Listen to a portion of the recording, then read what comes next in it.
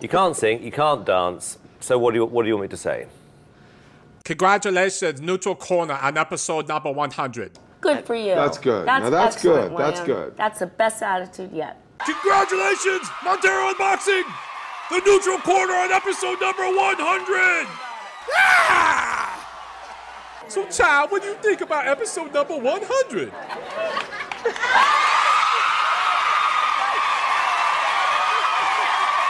how I feel about it.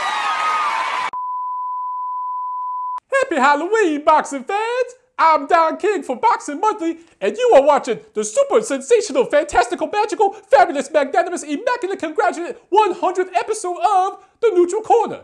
Now, I know what y'all thinking. Did Don King murder again? Did he murder Michael Montero and take over his show? No, y'all. He's just ever so graciously let me co-host his show. Episode number 100. Viva Montero Unboxing!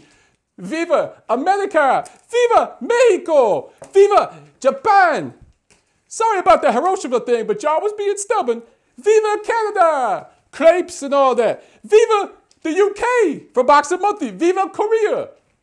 We are filming in Koreatown, y'all. Viva La France! Viva Germany! Viva Montero Unboxing! Why do I sound Pakistani? I don't know.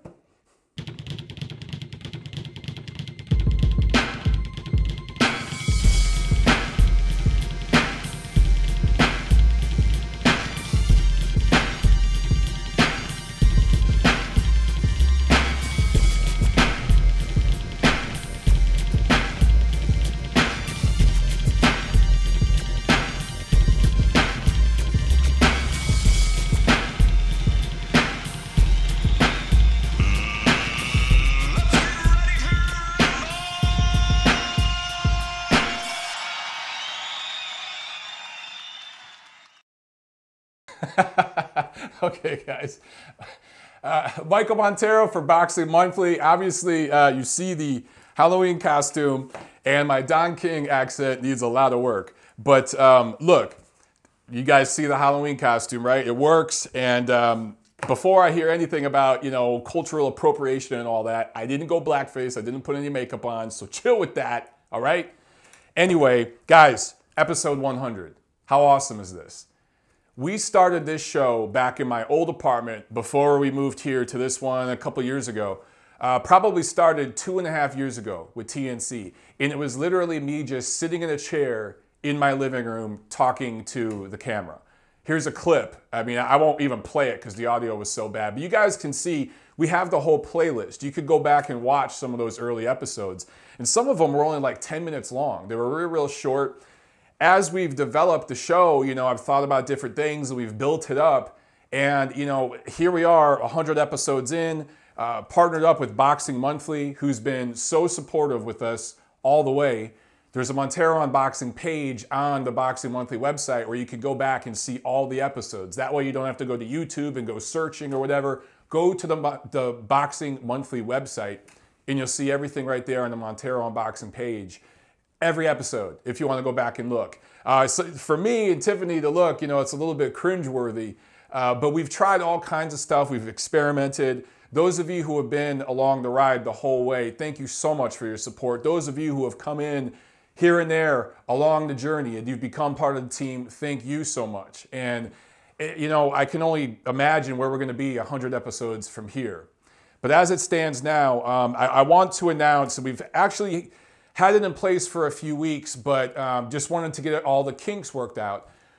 You guys have asked about a podcast. It's out there. Montero Unboxing, the Neutral Corner podcast is out there. It's on Stitcher, it's on SoundCloud, and it's on iTunes. Okay, so for those of you who can't watch YouTube, maybe you're at work or you're traveling or something, you can't use the data, on your phone, you can't connect, whatever, you can download it. Go to iTunes, go wherever. Download it, listen to it. Guys, let me ask a favor of you. Even if iTunes is your thing, or maybe you like SoundCloud or Stitcher, one over the other ones, please go to all of them. The Montero Unboxing page on Stitcher, SoundCloud, and iTunes. Leave reviews. Give us ratings, give us reviews. The more reviews and ratings we get, the more popular it becomes, the higher up it goes on search engines. You know how all that stuff works. So we're just starting out. It's taken us 2.5 years to build up the profile this far on YouTube. And I want to get building it up in the audio sphere as well. So please go to those links. I'll provide them, you know, I'll probably post a comment with timestamps in this episode, and I'll put some links there as well where you can click right to it, check it out. Even if you prefer YouTube, man, please go there and just drop a quick review. I don't care if you copy and paste the same review. TNC rocks, and you post it on all of them. We just really need your help with that. And we're working on a call-in feature. That's in the works. We had to get the podcast feature set up, the audio stuff set up, and it's a lot more involved than you would think. And it actually costs money to get all that set up. So the profits from the t-shirts, and those of you who have been so generous to contribute to the channel on Patreon, we've taken all that and we've got the audio podcast stuff started. We've bought some of the equipment to get the call-in feature for the show started, so it won't be long before TNC will be a call-in show. We could take calls, we can chat all, you know, just about all the boxing stuff that happened the week before, week coming up, all that, just like the show is now, except you guys will be able to chime in live, call in. So we have all that stuff coming up, but right now, the podcast, go check it out, guys. Episode 100, this is crazy. Let's get into some news and notes. Real quick, forgot to mention that the November issue of Boxing Monthly is out. It's been out for a while, but if if it's in your country, go check it out on newsstands. If not, download the app. You can order it online, the whole nine. So check out the new issue. All right, news and notes. Terence Crawford, and I told you guys he was going to do this by the end of the year, but he's officially now dumped his 140-pound titles, moving up to 147, and immediately the WBO, who does a lot of business with Top Rank, who promotes Terence Crawford, has immediately made Terence Crawford the WBO mandatory for Jeff Horn, which makes a ton of sense. And we all know that Jeff Horn beat Manny Pacquiao earlier this year in Australia, and they tried to get a rematch going before the end of this year. Pacquiao had some obligations, his senatorial duties over in the Philippines that didn't quite come together. And it's not quite clear if he even wants the rematch early next year. So for Top Rank, who's trying to build up Terence Crawford's profile, if the Pacquiao-Horn rematch could have been put together, Crawford would have been in the co-main. They don't know what's up with Manny, and even Bob Arum is going on record saying, I don't know what the guy's doing. I don't know what his plans are. Next best thing for them is to get Crawford right in there against Jeff Horn. So you got to think some point in the first quarter, Terence Crawford's going to travel over there to Australia, fight Jeff Horn, and it's going to be on ESPN. Probably the same scenario, you know, where it's an awkward time here in the States that it's on. It'll be interesting to see what kind of ratings it does. Remember, the ratings for Pacquiao Horn were huge. I'm not expecting it to do anywhere near that, obviously. But even if they can get 1/4 of those ratings for Terence Crawford, that'd be a big deal. It also gets him in the mix at welterweight. And the political landscape at welterweight is pretty much owned by PBC and Al Heyman, right? So one way for Crawford to get into the mix, negotiating-wise, is to have a title. That's going to help him possibly get some of those bigger fights with some of those PBC names. It's going to be tough because Uncle Al is going to want to keep it all in-house. But if Crawford at least has a title, he has a bargaining chip. So that's going to be a big thing. And obviously, you know, we like Terence Crawford real big in that fight. Also with the WBO, they announced Terry Flanagan, who dumped his 135-pound title, announced he's moving up to 140. Actually, it's not official yet at the time I'm filming this, but they're probably going to put together a fight for the vacant 140-pound title that Crawford just dumped between Flanagan and Maurice Hooker, who's an undefeated fighter out of Dallas. I like Flanagan big in that fight. It's probably going to go down in the UK.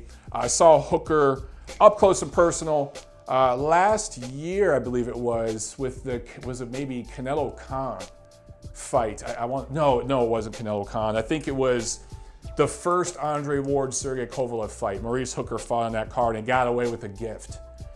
Technically undefeated, but he should have lost on that undercard, if I remember correctly, and got a gift. For Flanagan, you know, he was talking about possibly fighting Jorge Linares. That didn't work out. I don't know the details of that situation. I don't know if it was Golden Boy being stubborn as they were with Mikey Garcia. And that situation between a Garcia and Linares fight, or even a Garcia-Miguel Cotto fight, I don't know if that was the situation or if Flanagan just didn't like the deal, whatever. But I would have loved to have seen Flanagan fight Linares. Obviously, you'd favor Linares big. But now Flanagan dumps that title, moves up to 140, probably going to fight for a vacant WBO title there and a much more winnable fight for him. And it'll be a second title in the second weight class for him. Also at the WBO, Sergey Kovalev and Vyacheslav Shabransky are now fighting for the vacant WBO light heavyweight title that Andre Ward dumped when he retired. So the WBO released a bunch of news recently. And look, you know, it all makes sense what they're doing there. All three of those moves make a lot of sense. So good on the WBO for making some logical moves there. All right, some buzzkill negative kind of news. Adalaide Byrd is back, scoring fights already. Now, I forgot to mention this in last week's episode, but it was actually Saturday, October 21st. 5 weeks exactly to the day that she turned in one of the worst scorecards in a big, high-profile fight that we've seen in years with Canelo Alvarez and Gennady Golovkin, which I think it was 10 rounds to 2 for Canelo, which is just putrid. It's disgusting. And you all know the fallout.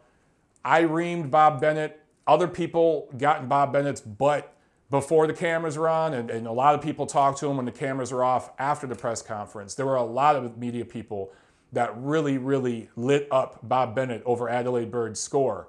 There was absolutely no suspension, and she's back 5 weeks later scoring a fight. Now, it was a Mayweather Promotions small card there in Las Vegas, and it was an 8-rounder. It was a small, nondescript fight, but the principle still applies.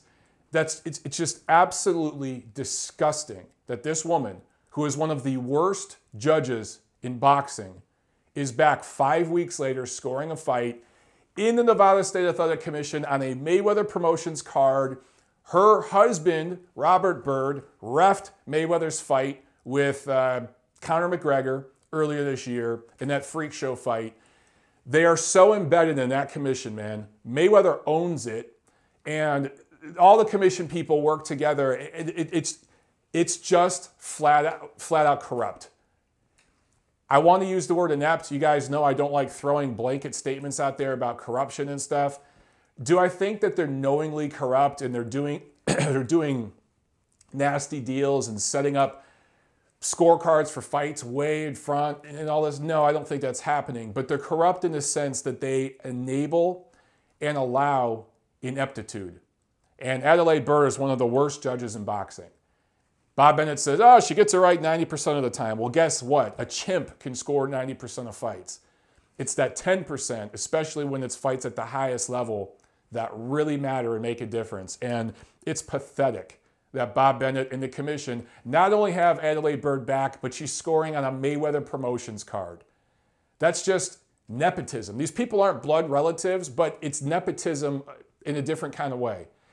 It's almost like Hollywood with the Harvey Weinstein thing and all the protection that goes on in Hollywood. And you guys know that I dabble in that world, and I'm not crazy about the way that business is run. And the way Nevada handles boxing and MMA is equally as disgusting. So, you know, Adalaide Byrd, if I'm a promoter and I'm putting on, or a trainer, taking my fighter to any Las Vegas fight, I am flat out refusing to go forward with it if Adalaide Byrd's involved.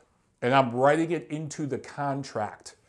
So let's say if I'm Tom Loeffler and I'm representing Gennady Golovkin, and that rematch, 99% chance it's going to go back to Las Vegas, even though this week Gennady Golovkin traveled back to Dallas, Texas to scope out and just see about a possible future fight there. And I do think Golovkin will eventually fight there. If Canelo screws him over and doesn't do the rematch for May, I do think that Golovkin will fight in Dallas in May.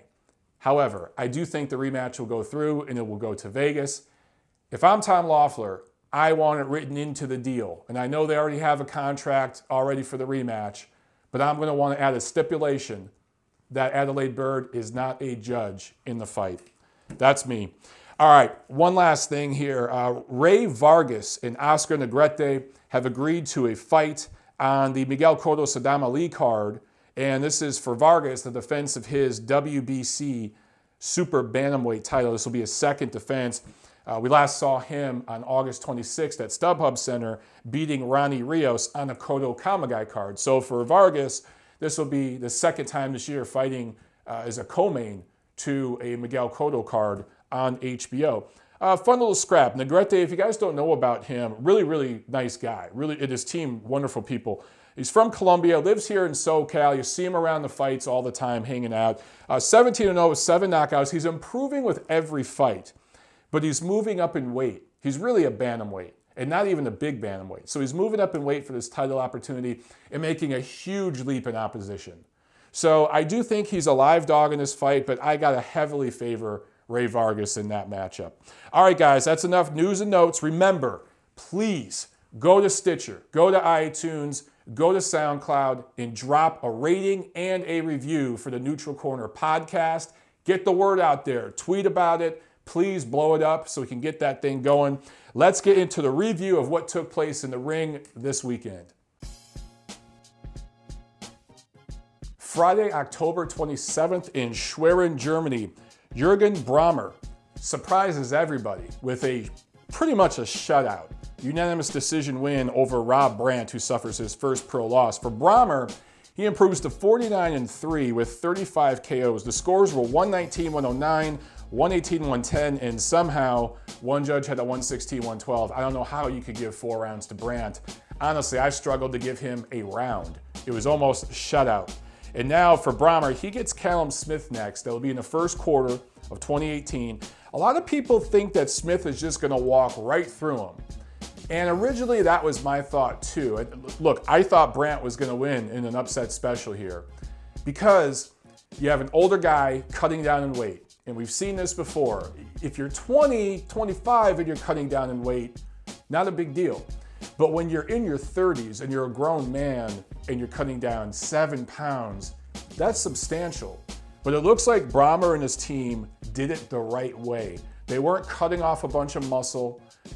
He looked really fresh in this fight. He looked really, really good. Made you wonder, could he have made 168 this whole time? He's had legal troubles and stuff outside the ring. He's had some just troubles in his life.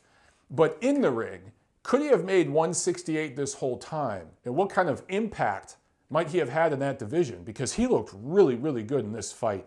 Doesn't hit with a lot of power. Not the fastest guy in the world, but fundamentally a good, solid boxer. And thus far, I believe he's been stopped once in his career, but he's shown pretty good whiskers, fairly durable guy. I think you got to favor, I favor Callum Smith against Braehmer, but I think that fight is a lot more evenly matched than people think. I think that Braehmer is going to give him trouble. That fight, the way it should look, is Braehmer might be up after 3 or 4 rounds. It might kind of resemble when Austin Trout just fought Jarrett Hurd, where Hurd was down early because Trout was just so much more experienced and looked so good. But Hurd's strength and his youthfulness, his energy, really, really started to wear Trout down. Maybe that's what we're going to see with Smith and Braehmer. Maybe where Braehmer's ahead after 3-4 rounds and then Smith learns on the job and starts to take control in the middle to late rounds. I just don't know if Smith is going to stop Braehmer. It's possible, but it's probably going to go all 12. That's how I thought this fight with Brant would look. It just didn't look anything like it. For Rob Brant, who him and his team talked about needing a knockout, we can't get a decision in Germany, this is going to be the toughest fight of our life, and saying all this stuff, Brant fought with absolutely no sense of urgency. None. This was the opportunity of his life. This is what he's been taking thousands of punches for, thousands of hours training for since he was a child. Brant started boxing when he was just a kid. He had a pretty good amateur career. He really knows his stuff. This is your big opportunity, dude. And going into that 12th round, knowing you're down probably 10 rounds to 1 or so, to not even go for broke and to try to get a knockout, it's just a bad look. He just didn't show up. And on paper, it should have went the way like I said, it should have been a young guy who's fresher, stronger, and whose career is supposed to be going upwards, the trajectory of his career going upwards, versus the old man cutting a bunch of weight, trajectory of his career going downwards. You should have seen the young guy learn on the job. Didn't happen. So you know what? Brant's just not that good. He's just not that good. And we don't need to see him again. I could care less to ever see the guy again. I am more interested in Braehmer Smith than, if you would have asked me about that fight 6 months ago, I would have laughed at you and said, I'm not watching that crap. Now, I'm kind of interested in that fight. So the World Boxing Super Series continues to build momentum and gets better with each fight, man. This wasn't a great fight, don't get me wrong on that. But it was a surprising outcome that most people, including a lot of experts, people in Vegas and stuff, you know, were surprised at this performance. Not necessarily that Braehmer won, but how he dominated. So good stuff from him. Okay, Saturday, October 28th in Cardiff, Wales. Over 70,000 people showed up to watch Anthony Joshua fight Carlos Takam. Also, undercard, let's talk about it, because a lot of people were excited for this fight between Dillian Whyte and Robert Helenius for the vacant WBC silver title, which turned out to be a complete dud. And guys, sometimes this just happens. Now, for Helenius, he took this fight apparently on only 1.5 weeks' notice. I think he had like 10, 11 days' notice.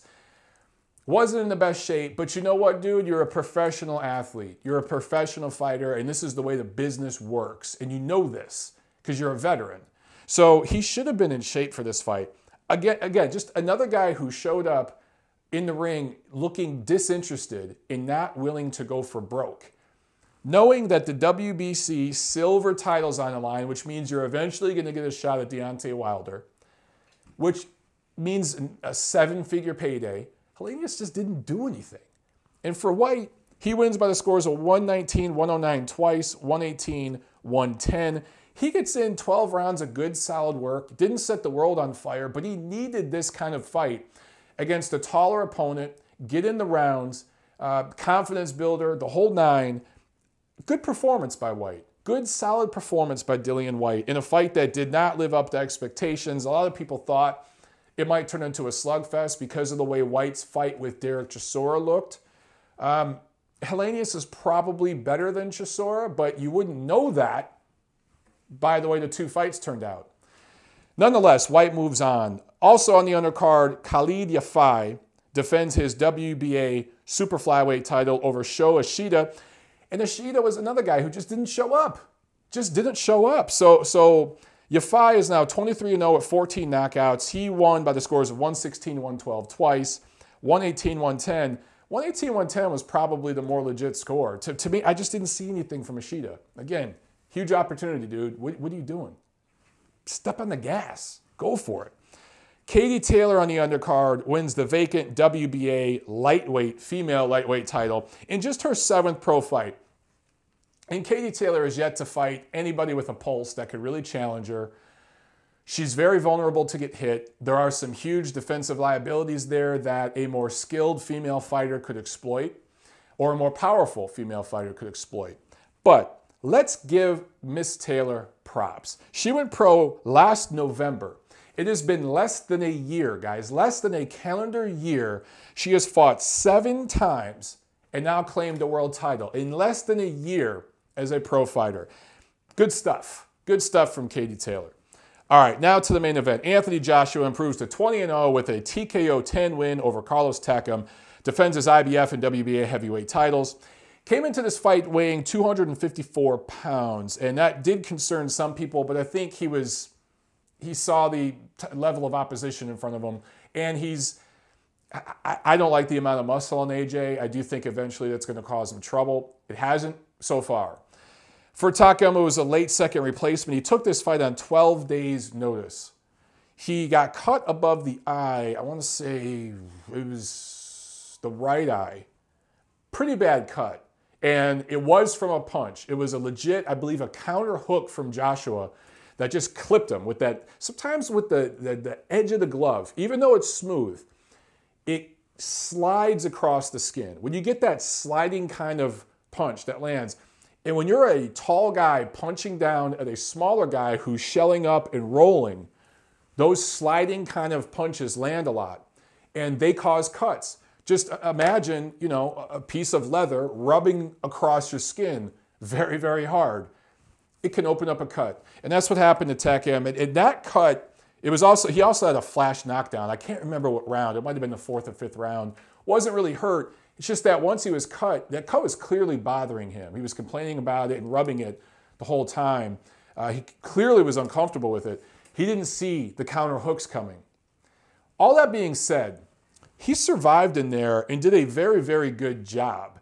And I never thought he was badly hurt. He got rocked a couple times, but he was never really dropped. Flash knockdown, but never dropped as such to where he looked badly hurt. And for the ref to stop it in the 10th round, I hated that damn stoppage. I hated it. It's not because I think the ref was helping AJ. He didn't need any help. He dominated. He won every round of the fight. Maybe Takam won a round. Maybe there was a round around the 7th or 8th where he landed some good shots, and I gave him one of those rounds. Maybe he won a round. But I really think that Takam was probably going to go the distance. It looked like it to me. Maybe not. Maybe Joshua could have got him out of there with a big concussive KO, which would have excited the fans. It would have been a highlight for him. So he kind of got robbed of that possibility. But Takam got robbed of the possibility of going all 12 with the most physically strong, athletic, dominating, in terms of his physicality, heavyweight ever. That's literally what AJ is already. Even more than George Foreman. Yep, I'm saying it. For him to be able to say that with that bad cut, that would have been a moral victory for him.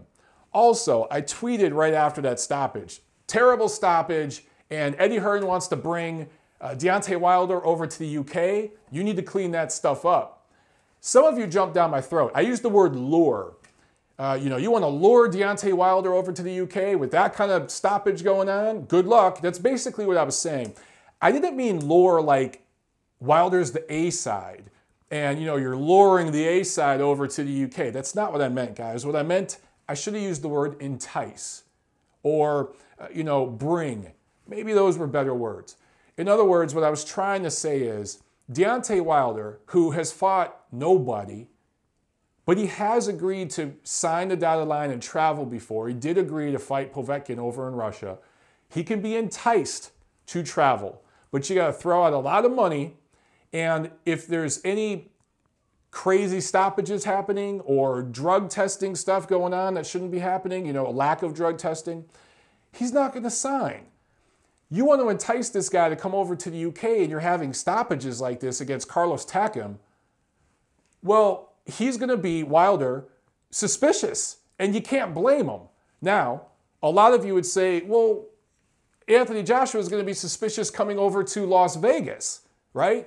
To fight in Las Vegas against Deontay Wilder. Vegas with all their crazy commission issues. I agree with you. But the Las Vegas people know who the A side in the fight is. They know who the money man is. They know who they want to bring back to Vegas. And that's Anthony Joshua. They don't give a damn about Deontay Wilder. So I think AJ will actually get favor in Las Vegas over Deontay Wilder. I don't think that's a concern for him. But the money in the UK, where they can put 100,000 butts in seats over there, in an instant they could sell those tickets. They sold 70,000 tickets for Joshua Pulev. Remember, it was going to be Kubrat Pulev before Takam. In a matter of hours, I think, maybe minutes. So, no doubt, an AJ and Wilder fight would sell out instantly over there. Eddie Hearn said in the post-fight interview after the stoppage with Takam that they want to bring Deontay Wilder over to the UK. All I was saying in my tweet was, that kind of stuff, don't give Deontay Wilder any excuse not to sign the dotted line.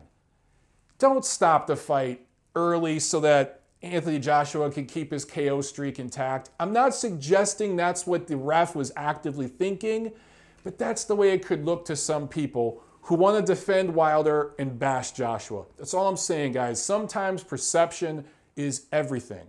That's all. That's all I meant by that. So overall, impressive performance by Joshua. I won't say impressive.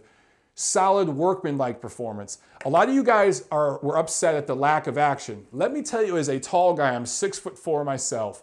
When you are fighting a shorter guy who's shelling up, who's rolling with punches, it is almost impossible to land on the chin.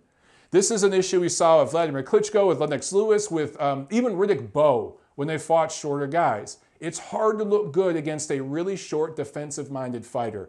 Much easier to look good against a defensive-minded fighter that is of equal height or even a little, especially taller than you, because you're punching up and there's a lot more room there.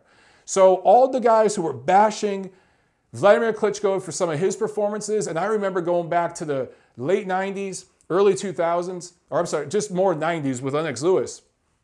A lot of people bash some of his performances. It's hard to look good against these shorter guys. This won't be the last time we see Joshua look awkward against a short, squat opponent. That's just how it works with these super tall heavyweights. Whew, man, this wig. I've had it with this wig and these glasses and this jacket. It's really, really warm. So I'm just gonna go ahead and take this off. Oh man, yeah.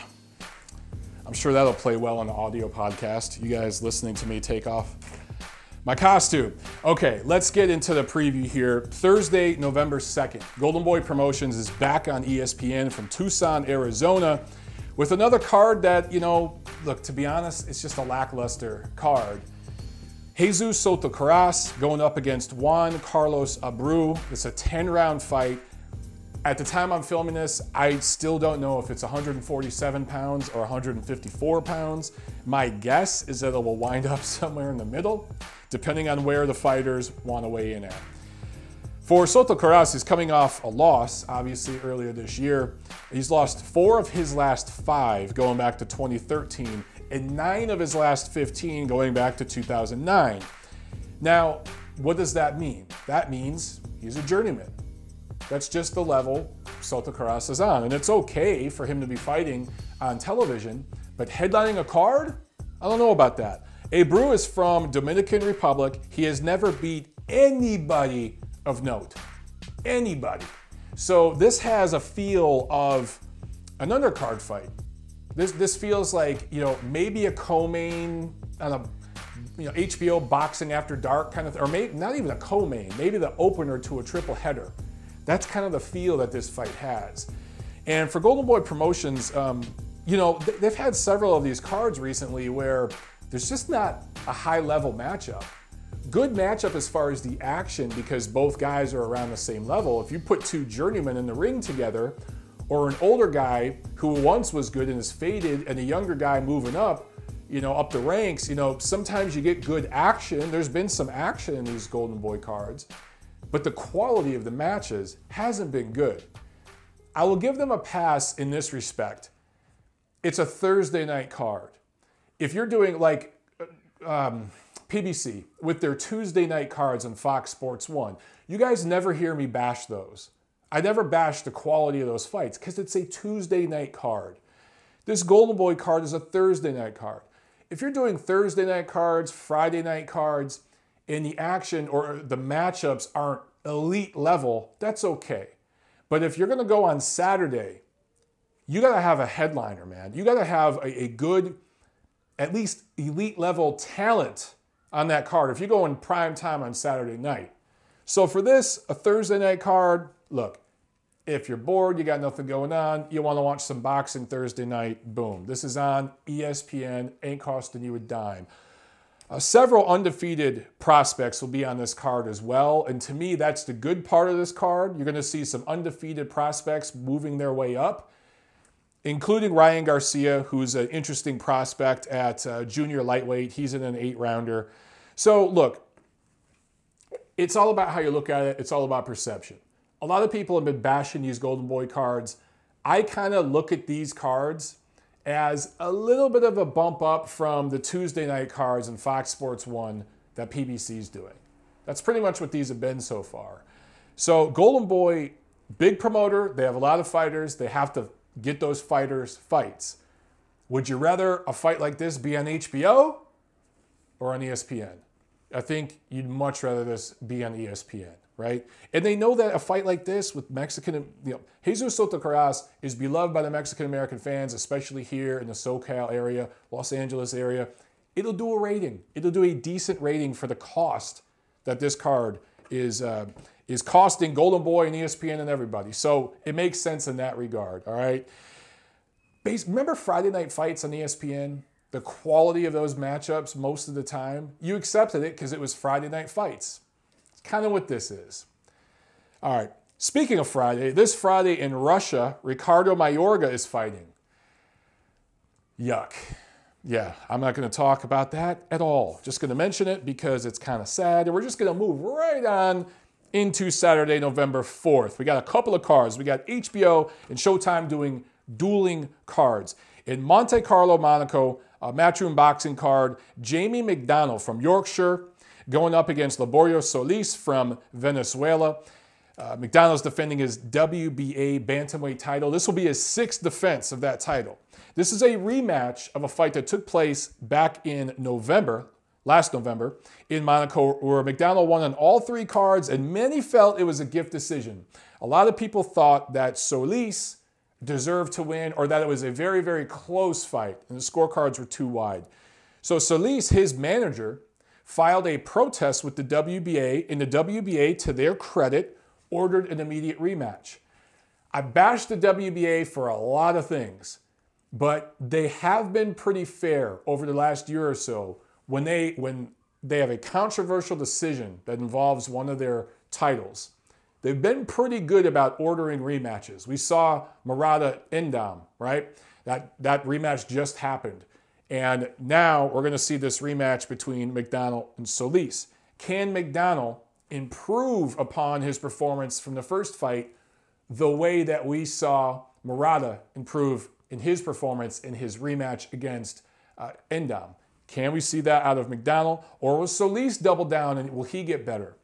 So if McDonnell wins, obviously, no-brainer would be a unification fight with Ryan Burnett, who I think has the WBA Super Bantamweight title. McDonnell has the WBA Regular. So just as soon as I say something nice about the WBA, I have to say something bad about them. But to unify the WBA title, even though it's in the same division, wrap your head around that, and the IBF title. So that would be a unification fight. So if McDonnell wins, that sets up a nice matchup next year between Burnett and McDonnell. Also on this card, Dmitry Bivol going up against Trent Broadhurt, who has absolutely no business being in the ring against Bivol, and it's going to look like it. This is going to be a beatdown. For Bivol, this will be the first defense of his WBA light heavyweight title. He won the interim title earlier this year and then was elevated to full titleist. So he's going to get a defense in and probably get a nice highlight reel knockout after some early, fairly competitive rounds. Also, Scott Quigg is on this card.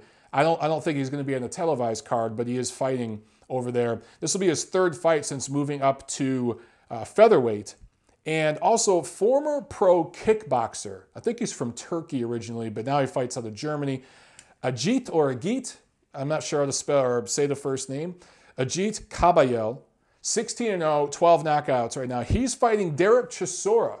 So that'll be an interesting step-up fight for him. Maybe this guy has something, maybe he's something to take a look at. We'll find out.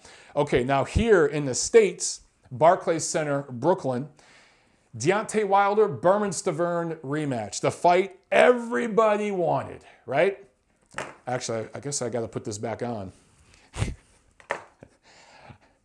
I ain't so dead yet, y'all. I ain't so dead. I'm Don King. I'm not so dead. Yeah, Don King, who promotes Bermane-Stiverne, he works some magic. He has a lot of pull with the WBC. Look, maybe he threatened to kill somebody. He's done that before. I don't know. But you guys know the story with Luis Ortiz. That was supposed to be this fight. I was actually really excited for that matchup. Stiverne was going to fight Dominic Breazeale. You guys know what's happened. There's no need to beat that dead horse. The first fight between Wilder and Stiverne was January of 2015. That was almost 3 years ago. Man, it's crazy. It feels like it wasn't that long ago. It's almost been 3 years. It was a complete shutout for Wilder. It was a completely one-sided fight. For Stiverne, he's done little to nothing since. He fought once against a journeyman. He was dropped in that fight. He barely won. Wilder has fought a few times, just not against very good opposition. The Povetkin situation, the Ortiz situation, not his fault. The rest of his opponents, partially his fault. He's also injured himself because he's fought down to the level of opposition. He's fought so carelessly, just flailing punches like a windmill, right? That's kind of become his nickname on social media. That he's thrown out tendons and ligaments, and he's been hurt a couple times. And that's on him for not training properly, not taking care of his body, and getting himself injured. It's not like he was in these tough, grueling fights against high-level opposition. If he would have went out there and took care of business, even if it didn't look spectacular, the way Anthony Joshua just did against Carlos Takam, Wilder probably wouldn't have got injured. But throwing crazy punches out of left field and everything, that's a good way to get yourself hurt, especially when you got long arms and you're punching down at somebody. Like I said, I'm speaking from experience on that one. Obviously, I like Wilder huge in this rematch, and he should knock out Stiverne in this one. If he doesn't knock the guy out, wow, that's a bad look. He is coming off an injury, so I don't expect him to come out guns blazing, but I do expect him to fight disciplined the way he did in the first fight. He looked really good in the first fight. Stuck a move, worked behind the jab, fought 12 good, hard rounds, didn't get injured, unless I'm forgetting something, but I don't think he got injured against Stiverne because he fought fundamentally sound.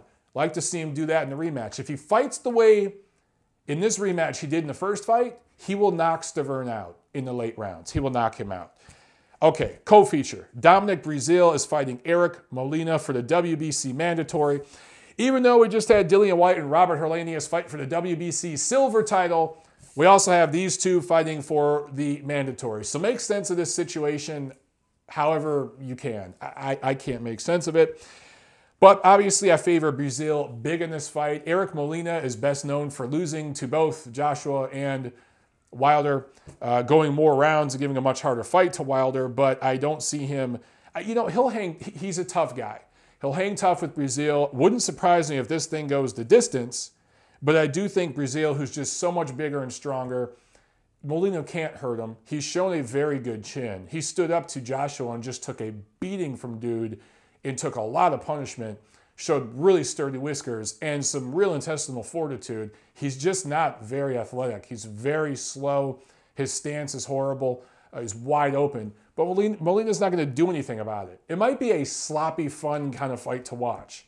Two guys winging bombs at each other, not much skill, very rudimentary, but I do think it'll be fun. I do think that Breazeale will get the decision win here, and then I guess he's going to get Deontay Wilder next, and that'll be early first quarter next year.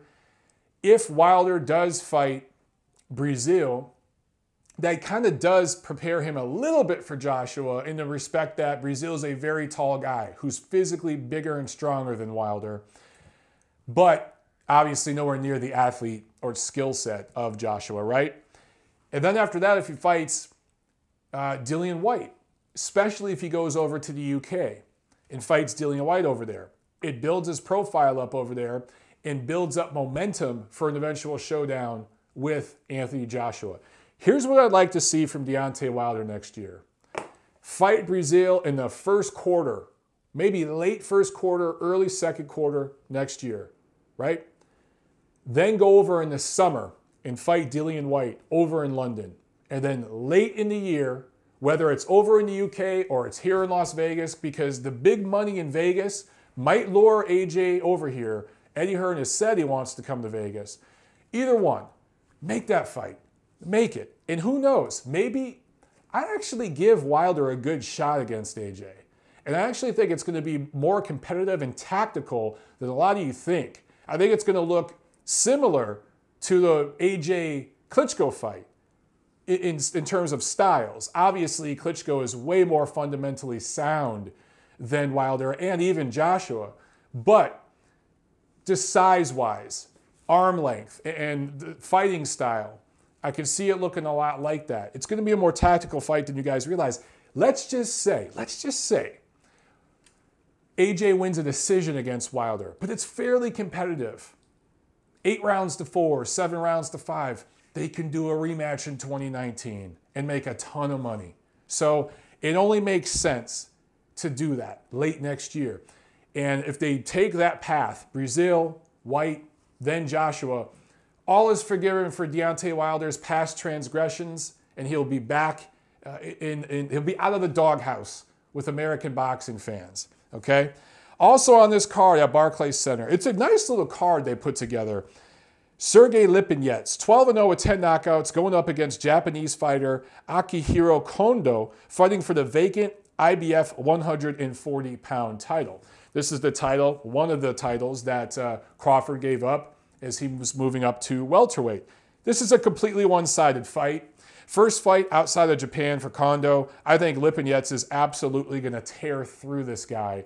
One thing about Japanese fighters, they're tough. They take a licking and keep on ticking. So I do think that it's going to be entertaining in that respect. But I look for Lipinets to get this guy out of there toward the late rounds. Even if it's a corner stoppage or the ref just saying, okay, no more. You're getting beaten up, dude. We're going to put an end to this. Also, Sean Porter fighting Adrian Granados, 10 rounds. You know, they listed it at 10 rounds, but then they also listed it for the vacant WBC silver welterweight title, so it's got to be 12 rounds. The press release that they sent me had to be wrong. Porter, Granados, vacant WBC silver. To me, this is a way for Porter to work his way back into a rematch with Keith Thurman, which is what he's wanted for a while. He wins this silver title. It's kind of like a mandatory for the WBC. Down the road, he's probably going to get Keith Thurman again. Also, Amanda Serrano fighting on the undercard, fairly accomplished female fighter that has a following over there in the New York area. So that's it, guys, for this week. Man, 100 episodes of TNC in the books. I want to thank Don King for coming out and guest hosting in that intro, even though he started to sound Pakistani with his accent there for a while. But guys, I hope you've loved the journey that we've been on, and we're going to continue this together. Bigger and better things to come. Thank you very much to Boxing Monthly for all your support, guys. You know, we've been doing this together, and we're going to keep doing it together. I can only imagine where we'll be about 2 years from now for episode 200. Who knows who the guest host will be that night. But for now, guys, please like, share, subscribe. Go leave those reviews for the audio podcast on those 3 platforms, and I'll see you at the fights.